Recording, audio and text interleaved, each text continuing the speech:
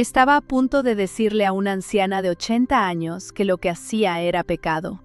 Tenía el argumento listo, tenía el versículo listo. Deuteronomio 4, versículo 16.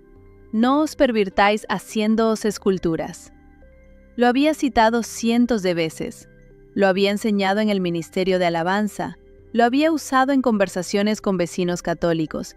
Lo había puesto en mi celular como recordatorio de por qué la Iglesia Católica se había alejado del Evangelio verdadero. Pero esa tarde de octubre de 2022, en la sala de espera del tercer piso del Hospital Ángeles del Pedregal en Ciudad de México, con mi hija Valeria internada al otro lado de esa puerta, y yo sin saber si iba a estar bien, una anciana que no conocía de nada se arrodilló frente a una imagen del Sagrado Corazón que estaba en un nicho de la pared del pasillo. Juntó las manos y empezó a orar en voz baja. Y yo me quedé paralizada con el versículo de Deuteronomio en la punta de la lengua, mirando a esa mujer de 80 años, con la espalda encorvada y las manos temblorosas, y de repente no supe qué era exactamente lo que estaba viendo. Porque lo que veía no era alguien hablándole a la estatua, era alguien hablándole a Dios, con los ojos puestos en una imagen. Y esa diferencia, que en ese momento no podía articular con claridad, fue la grieta por donde empezó a entrar todo lo que cambiaría los 15 años siguientes de mis certezas. Mi nombre es Teresa Inés Sandoval Ramos, tengo 46 años y soy de Ciudad de México. Nací en una familia que se convirtió al evangelicalismo cuando yo tenía 9 años, después de que mi papá salió de una adicción al alcohol a través de una iglesia bautista independiente en Iztapalapa. Para nuestra familia, esa conversión fue literal. Salvó la vida de mi papá y salvó el matrimonio de mis padres. No es algo que yo minimice ni que recuerde con distancia. Fue real, fue poderoso y formó en mí una fe que todavía considero genuina, aunque hoy la viva de manera muy diferente. Desde los 16 años estuve en el ministerio de alabanza de nuestra iglesia, la Iglesia Bautista Independiente Roca de Salvación, en la colonia Doctores. A los 28, el pastor Benjamín Solano me nombró directora del ministerio. Dirijo un coro de 19 personas, organizo los sets de adoración de cada servicio, entreno a los músicos nuevos. 11 años en ese rol. 11 años levantándome los domingos con la certeza de que lo que hacíamos ahí, con las guitarras y los teclados y las voces, era lo que le agradaba a Dios. Sin imágenes, sin estatuas, sin intermediarios, solo la palabra y el espíritu. Y dentro de ese marco, lo de los católicos con sus imágenes era uno de los temas más claros. No había ambigüedad posible.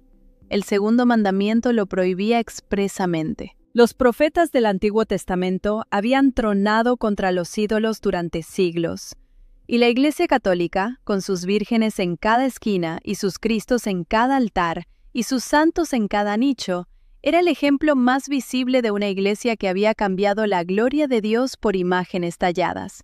Lo pensaba, lo enseñaba, y nunca había encontrado una respuesta que me hiciera dudar. Hasta Doña Esperanza. Valeria, mi hija, tenía 14 años cuando la internaron en octubre de 2022 con una neumonía bacteriana severa que en los primeros días nos tuvo muy asustadas a su papá y a mí. No voy a entrar en el detalle médico porque lo importante no es eso. Lo importante es que me pasé los primeros 2 días en esa sala de espera del tercer piso sin poder hacer casi nada más que esperar y orar. El segundo día, por la tarde, llegó a la sala de espera una señora mayor que luego supe que se llamaba Esperanza Villanueva, aunque todos en el hospital la llamaban Doña Espe. Tenía 82 años, pelo blanco perfectamente recogido, un rosario de madera colgado en la muñeca derecha y una presencia que llenaba el espacio de una manera que no era ruidosa, sino simplemente real. Su nieto estaba hospitalizado en el mismo piso que Valeria. Cuando llegó a la sala de espera, saludó a todos los que estábamos ahí con una naturalidad que no distinguía entre conocidos y extraños, como si la circunstancia compartida del hospital nos hiciera automáticamente familia. Me saludó a mí también, me preguntó por quién estaba esperando, y cuando le dije que por mi hija de 14 años, me tomó la mano un momento y me dijo con una calma que no era indiferencia, sino algo más profundo. Dios la tiene. Aunque no lo sintamos, la tiene. Me quedé mirándola un momento.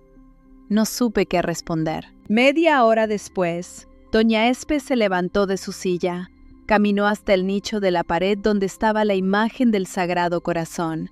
Se arrodilló con una lentitud que le costaba las rodillas, pero que no la detuvo. Juntó las manos y empezó a orar en voz baja.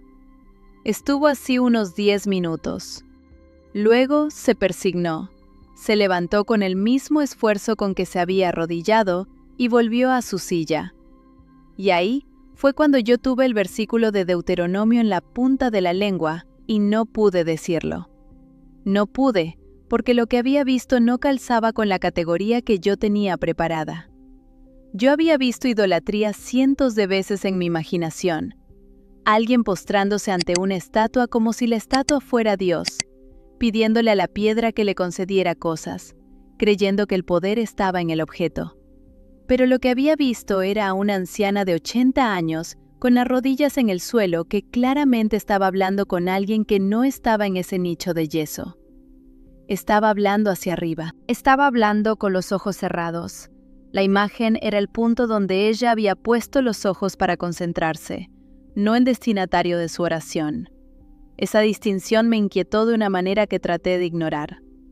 Me dije que era una distinción superficial, que la intención no cambiaba el mandamiento, que Dios había prohibido las imágenes precisamente porque la intención siempre termina confundiéndose con el objeto.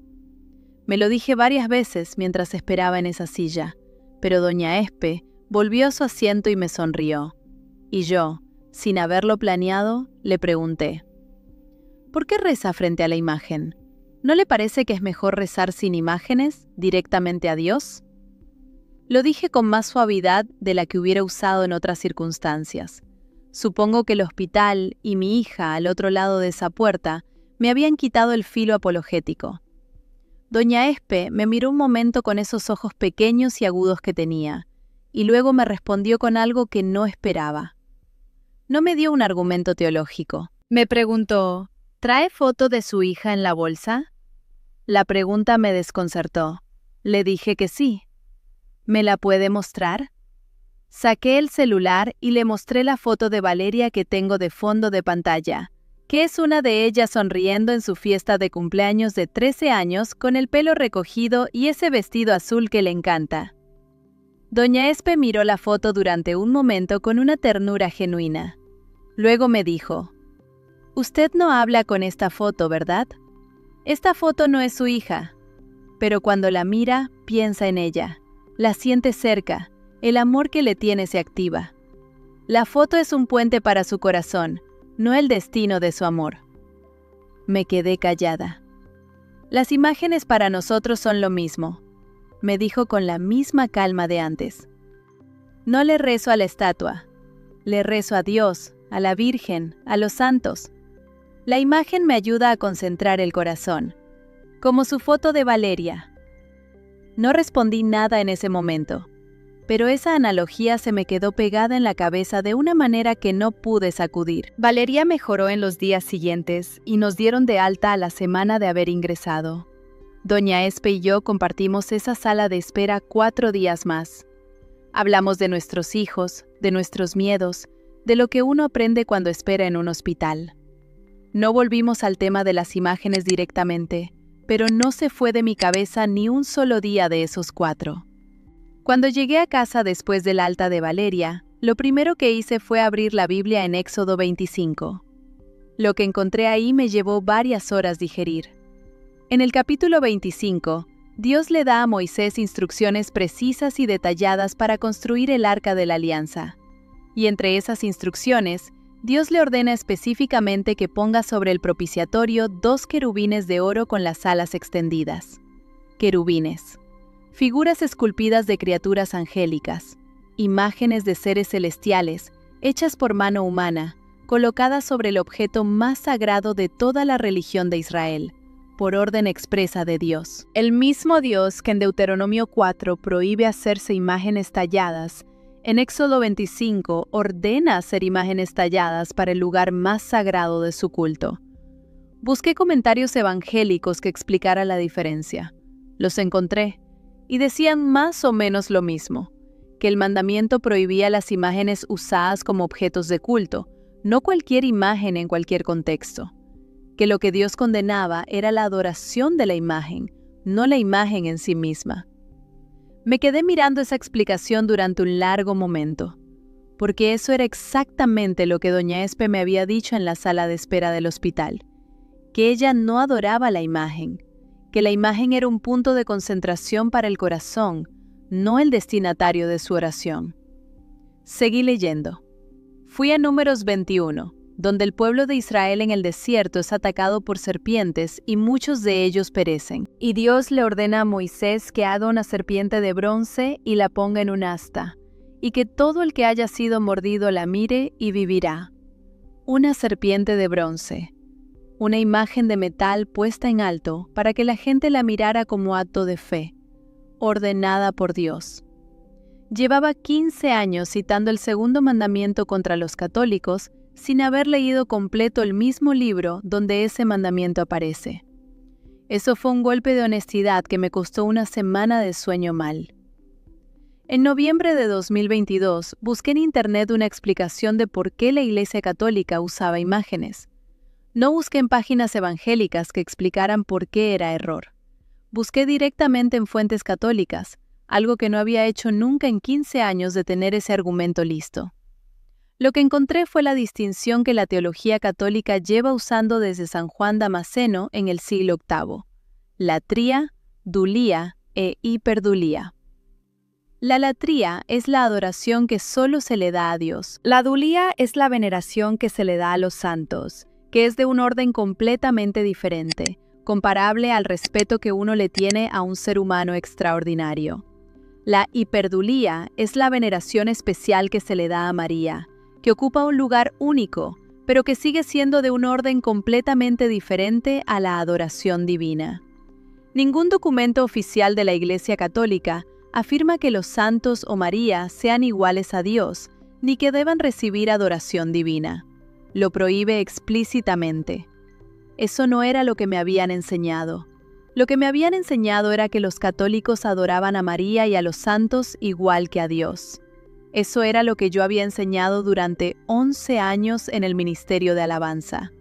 Y eso no era lo que la Iglesia Católica enseñaba oficialmente. Me pregunté cómo era posible que yo hubiera criticado durante 15 años una posición que no era la posición real de lo que estaba criticando. Y la única respuesta honesta que encontré fue incómoda, que había aprendido sobre el catolicismo de fuentes evangélicas, no de fuentes católicas, que me habían dado una versión simplificada y distorsionada del argumento contrario y que John había repetido con convicción sin verificarla nunca en las fuentes primarias. Eso me perturbó profundamente, no como un ataque a mi fe, sino como una llamada de atención a mi honestidad intelectual, que era algo que yo consideraba uno de mis valores más importantes. En enero de 2023 volví al Hospital Ángeles, no por una emergencia médica, sino porque doña Espe me había dejado su número de teléfono la última tarde que coincidimos en la sala de espera, y John había llamado para preguntarle si podíamos hablar. Quedamos en el café de la planta baja del hospital, que era el lugar más cercano para las dos. Doña Espe llegó con el mismo rosario en la muñeca y la misma calma de siempre. Le conté lo que había estado leyendo. Le conté lo de Éxodo 25 y los querubines.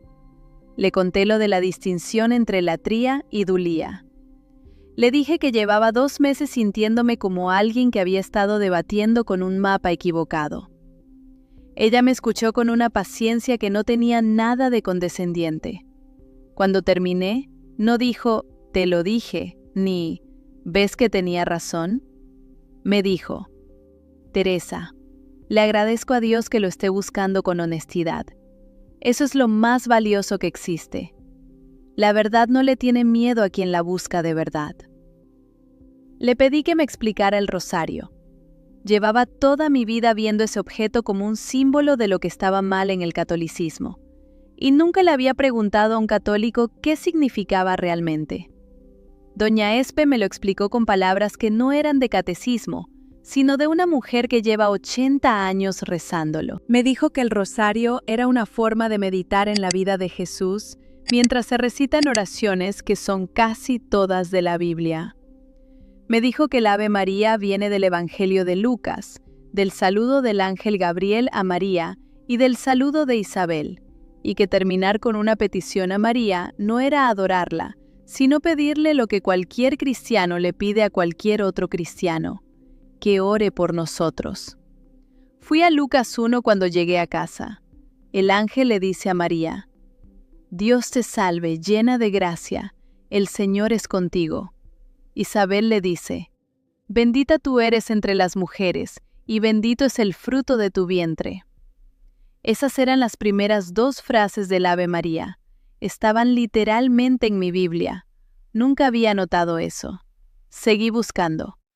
Leí el capítulo 12 del Apocalipsis, donde aparece una mujer vestida de sol, coronada de 12 estrellas, que da a luz al Mesías y que el dragón persigue. Leí Génesis 3:15, donde Dios le dice a la serpiente: pondré enemistad entre ti y la mujer, y entre tu descendencia y la suya.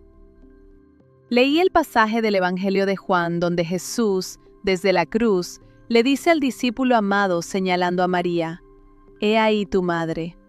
Y le dice a María señalando al discípulo: he ahí tu hijo. Esos textos los había leído cientos de veces, pero los había leído siempre con unas lentes que me decían qué podían y qué no podían significar.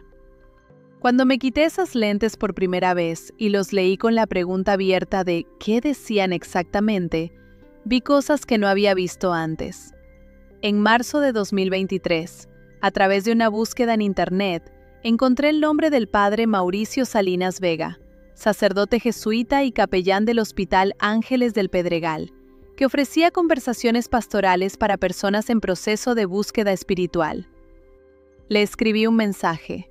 Me respondió esa misma semana y quedamos en la capilla del hospital un jueves a las 5 de la tarde. El padre Mauricio era un hombre de unos 52 años, alto, con una manera de moverse que transmitía que no tenía ninguna prisa en ninguna dirección.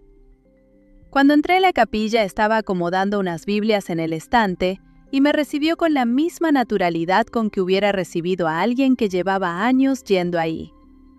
Le dije que venía de 11 años en el Ministerio de Alabanza Bautista, que llevaba meses con preguntas que no me podía responder sola y que quería hablar con alguien que pudiera responderlas sin tener interés en convencerme de nada.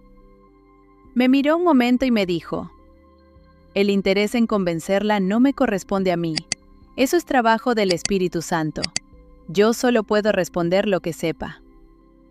Esa frase me desarmó de una manera que no esperaba, porque venía preparada para una conversación apologética, para un debate de versículos, para las trincheras.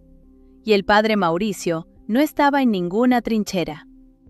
Le hice las preguntas más difíciles que tenía. Le pregunté por las imágenes y me confirmó con paciencia y con detalle todo lo que yo había encontrado en Éxodo 25 y en la distinción entre latría y dulía.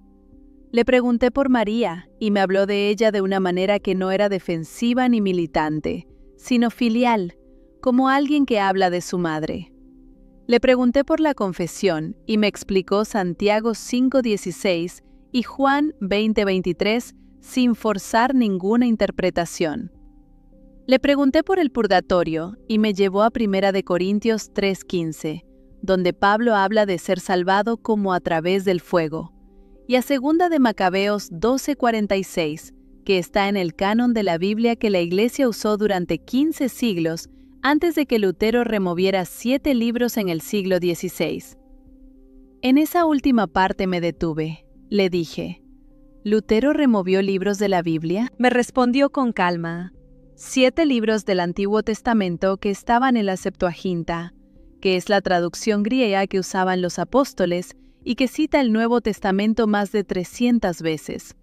Lutero los llamó deuterocanónicos y los removió principalmente porque algunos de ellos, como el segundo libro de Macabeos, apoyaban doctrinas que él quería eliminar.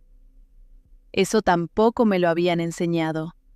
Salí de esa primera conversación con el padre Mauricio, con el cuaderno lleno de referencias que nunca había buscado, y con una sensación extraña que tardé días en identificar. Era la sensación de alguien que lleva mucho tiempo viendo un cuadro desde muy cerca, y que por primera vez se aleja lo suficiente para ver que el cuadro es mucho más grande de lo que parecía desde donde estaba. Las siguientes semanas fueron difíciles en casa. Mi esposo Rodrigo es evangélico de toda la vida y comparte completamente el marco en que yo me había formado. Cuando le conté lo que estaba leyendo, lo que había hablado con doña Espe y con el padre Mauricio, me escuchó con una paciencia que le agradezco mucho. Pero me dijo algo que me quedó resonando varios días. Teresa, tú siempre fuiste la más buscadora de los dos. Siempre supiste ir más lejos que yo en las preguntas. Pero asegúrate de que lo que buscas sea a Dios, y no solo una nueva doctrina. Eso me hizo pensar durante semanas, y lo que concluí después de pensar mucho fue que lo que buscaba no era una nueva doctrina. Lo que buscaba era consistencia. La consistencia entre lo que decía creer y lo que las fuentes que yo misma consideraba autoritativas, que eran la Biblia y la historia más temprana del cristianismo, realmente decían. En julio de 2023 le conté al pastor Benjamín Solano que necesitaba tomar una licencia del Ministerio de Alabanza. No le dije todavía todo lo que estaba pasando, porque no lo tenía claro suficiente. Solo le dije que necesitaba tiempo para una búsqueda espiritual seria. El pastor Benjamín me recibió con la bondad que siempre le he conocido y me dijo que la puerta estaba abierta. Lo que no esperaba fue que la noticia de mi licencia circulara en el grupo de mujeres del ministerio antes de que yo se lo pudiera explicar personalmente a cada una. Algunas me llamaron con preocupación genuina. Otras no me llamaron. Mi amiga Lupita, con quien llevaba 9 años de amistad dentro del ministerio, y a quien yo consideraba mi persona más cercana en la iglesia después de Rodrigo, me mandó un mensaje que decía: Teresa, estoy orando por ti. Cualquier cosa que necesites, aquí estoy. Pero los meses pasaron y Lupita no volvió a escribir. No le eché la culpa entonces, ni se la echo ahora. Sé que el silencio de las personas que amamos no siempre es rechazo. A veces es que no saben qué decir cuando alguien que conocen está en un lugar que ellas no comprenden todavía. Doña Espe, en cambio, se convirtió en una presencia constante. Nos veíamos un sábado al mes en el café del hospital, que se había convertido en nuestro lugar sin que ninguna de las dos lo hubiera planeado. Me traía libros que le había pedido al padre Mauricio que recomendara para mí. Me contaba de su propio camino de fe, que había tenido también sus crisis y sus periodos de sequedad. Me escuchaba sin intentar apurarme hacia ninguna conclusión. En septiembre de 2023 me llevó por primera vez a una misa. No fue el padre Mauricio el que me invitó primero, fue doña Espe, que me dijo un sábado en el café: Teresa, creo que es hora de que dejes de estudiar sobre la misa y vayas a una misa. Le dije que tenía miedo de lo que podía sentir. Me respondió con esa calma suya: si es verdad, no le va a doler encontrarla, y si no es verdad, tampoco va a pasar nada.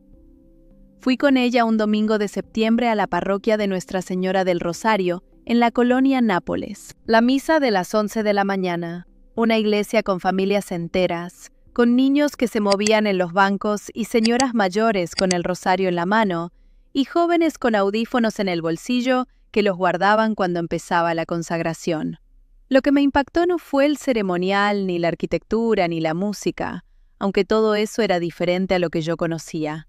Lo que me impactó fue el momento de la consagración. El sacerdote tomó el pan entre sus manos, lo elevó, y toda la iglesia se arrodilló en un silencio que no tenía nada de vacío.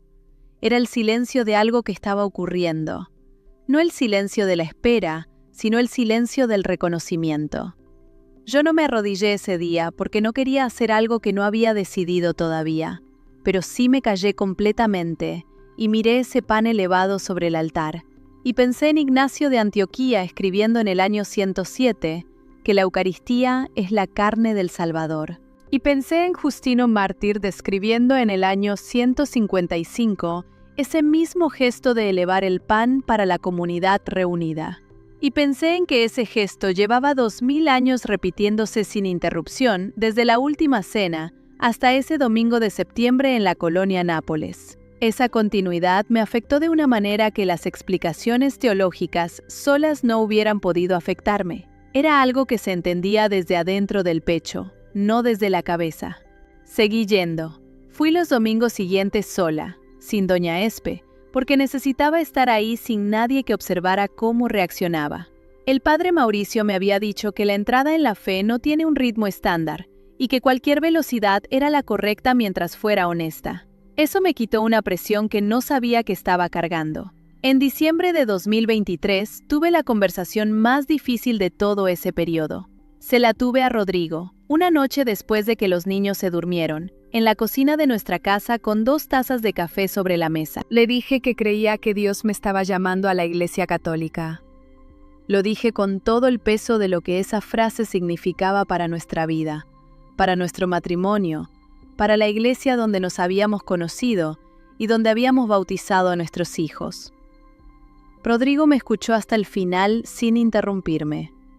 Cuando terminé, se quedó en silencio un momento largo. Luego me dijo algo que llevo guardado como uno de los regalos más grandes que me ha dado en 22 años de matrimonio. Teresa, si es Dios el que te llama, yo no soy quien para ponerme en medio. Pero necesito tiempo para entender esto. Le di todo el tiempo del mundo. Los meses que siguieron fueron de una negociación delicada y honesta que todavía continúa. Rodrigo no se ha convertido al catolicismo, y no sé si lo hará. Pero ha venido a misa conmigo varias veces. Ha tenido sus propias conversaciones con el padre Mauricio. Y ha tratado a doña Espe, cuando la conoció en persona, en una de nuestras reuniones en el café del hospital, con un respeto y un cariño que me conmovieron profundamente. El 30 de marzo de 2025, Sábado Santo, fui recibida en la Iglesia Católica en la parroquia de Nuestra Señora del Rosario. El padre Mauricio celebró la vigilia pascual junto con el párroco, el padre Gerardo Fuentes Mejía, que me había acompañado durante todo el catecumenado. Doña Espe estaba en la primera fila con el rosario en la muñeca derecha y los ojos brillantes. Cuando el padre Gerardo vertió el agua sobre mi cabeza, pensé en una sala de espera del 3er piso de un hospital, en una anciana de 80 años arrodillada frente a una imagen que yo estaba a punto de criticar, y en una pregunta sobre una foto en el celular que no esperaba y que lo cambió todo. Pensé en que llevaba 15 años usando un argumento que nunca había verificado en las fuentes primarias. Pensé en los querubines de oro de Éxodo 25. Pensé en la serpiente de bronce de Números 21. Pensé en el Ave María tejida con frases del Evangelio de Lucas. Pensé en el documento de Ignacio de Antioquía, escrito el año 107, y en cómo describía la Eucaristía con las mismas palabras que el sacerdote usaba esa noche sobre ese altar. Y cuando caminé hacia el altar para recibir la Eucaristía por primera vez, supe con una certeza que no necesitaba ningún argumento adicional, que no estaba llegando a algo nuevo. Estaba llegando a algo muy antiguo que siempre había estado ahí, esperándome con una paciencia que no tenía prisa. Doña Espe me abrazó cuando terminó la misa. Era pequeña y olía a agua de colonia y a algo que era simplemente ella, y me abrazó con una fuerza que no esperaba en alguien de 82 años. Me dijo al oído: «Bienvenida a casa, hija». Desde entonces le digo doña Espe a veces, y a veces simplemente la llamo abuela, que es lo que se ha convertido en mi vida, sin que ninguna de las dos lo hayamos dicho explícitamente. Lo que me preguntan más seguido desde que se supo que me convertí es si dejé de creer en la Biblia. La respuesta es que la creo más que nunca, precisamente porque la leo más completa que antes. Creo en ella lo suficiente como para leerla también en los pasajes que me incomodan, para buscarla en su contexto histórico, para preguntarle qué dice en lugar de decirle qué tiene que decir. El error que me costó 15 años entender no fue creer en Dios con convicción. El error fue criticar durante 15 años una posición que nunca me había tomado el tiempo de entender correctamente. Eso no fue honestidad intelectual. fue comodidad disfrazada de certeza. La imagen del Sagrado Corazón sigue en el nicho del tercer piso del Hospital Ángeles del Pedregal. Paso por ahí de vez en cuando voy a ver a doña Espe. Y cada vez que pasó, recuerdo que ahí estuvo el principio de todo. En una anciana de rodillas, en una pregunta que no esperaba y en la foto de mi hija en el celular. Mi nombre es Teresa Inés Sandoval Ramos. Tengo 46 años y estoy profundamente agradecida de haberme convertido al catolicismo. Pensé que los católicos adoraban estatuas durante 15 años. Una anciana de 80 años y mi propia Biblia me enseñaron que estaba equivocada. Gracias por llegar hasta aquí y por escuchar con el corazón abierto. Si este vídeo tocó algo en ti, si te sentiste identificado o si simplemente te hizo reflexionar, te invitamos a suscribirte al canal. Activa las notificaciones para que no te pierdas los próximos testimonios. Comparte este vídeo con alguien que necesite escucharlo. A veces, una historia puede cambiar una vida. Y déjanos saber en los comentarios, ¿qué te llevaste de este testimonio? ¿Tienes tu propia historia? Nos encantaría leerte. Recuerda, la fe es un camino, y en ese camino nunca estás solo. Te esperamos en el próximo testimonio. ¡Hasta pronto!